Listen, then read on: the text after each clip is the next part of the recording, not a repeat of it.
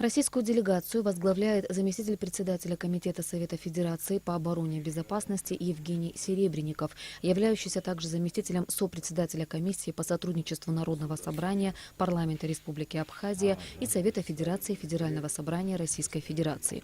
Приветствуя членов делегации, спикер парламента Валерий Кварчия выразил уверенность, что совместная работа депутатов будет плодотворной и результативной. Затем состоялось расширенное рабочее заседание межпарламентской комиссии. Комиссия была создана в 2008 году. С тех пор между парламентариями двух стран регулярно проходят встречи, на которых обсуждаются планы совместной работы. Как отмечалось на встрече, в Абхазии новый, довольно молодой состав парламента, который совсем недавно начал свою работу, и несмотря на это, работа в Народном собрании ведется очень активно.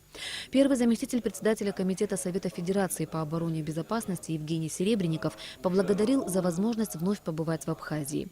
Перед парламентариями Абхазии и России стоят общие задачи – вывести развитие двух государств на новый, более интенсивный уровень, подчеркнул он.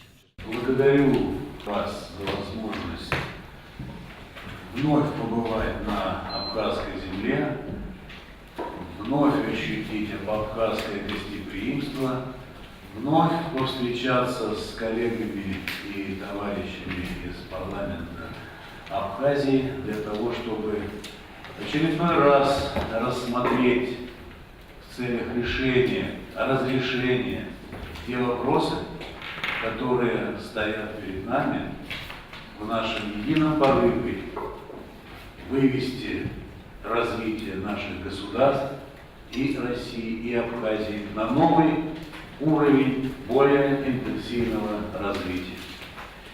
И в этой работе вопросы обороны и безопасности обязательно встают на первый план.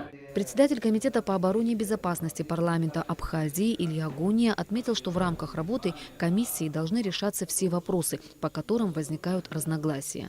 В рамках сегодняшней нашей встречи я хочу добавить, что сложно говорить о наших с вами разногласиях по тем или иным вопросам, а они существуют. Давайте говорим прямо, действительно существуют.